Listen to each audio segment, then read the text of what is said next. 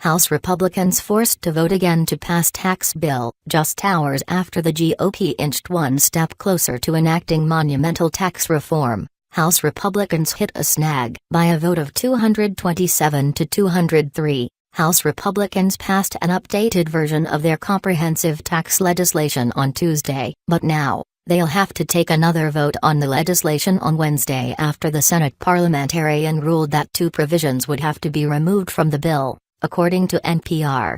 Both provisions involve education. One of them allows families to pay for K-12 schooling and homeschooling using education savings accounts. The other exempts private colleges and universities with fewer than 500 tuition-paying students from paying a new tax being imposed on their endowments, NPR reported.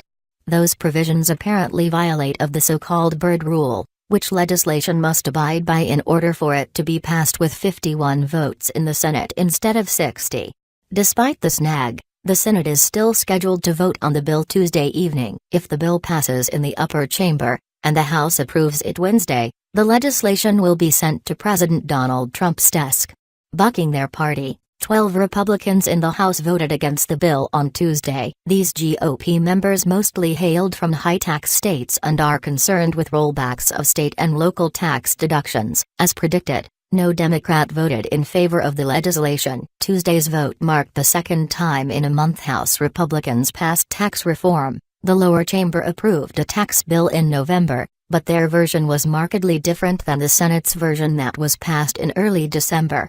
Because a uniform bill was needed, Republican House and Senate leaders met in conference committee and reached a compromise on identical measures to be passed in both chambers of Congress.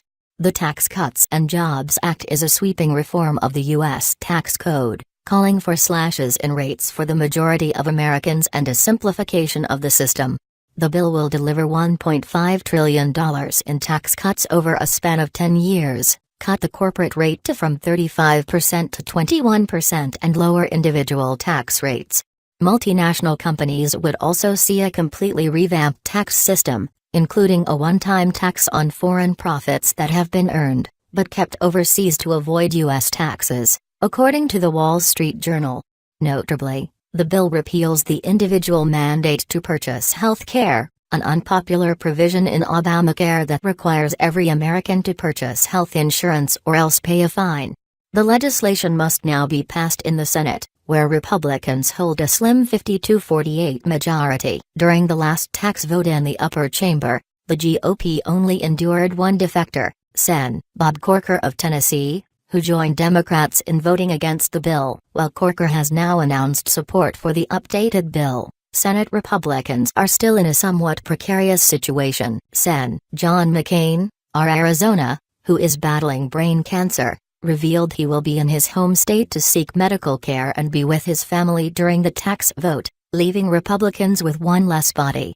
The other Republican senator from Arizona, Jeff Flake, has yet to say if he will vote for the bill or not. Nevertheless, Senate Republicans appeared to be good position after Sen. Susan Collins of Maine, a very moderate member of the GOP, announced her support. Florida Sen. Marco Rubio, who had previously said he was against the bill, citing a desire to see child tax credits expanded, switched to a yes after negotiators met him halfway. Vice President Mike Pence postponed a scheduled trip to the Middle East in case he is needed in the Senate to cast a tie-breaking vote. What do you think? Scroll down to comment below.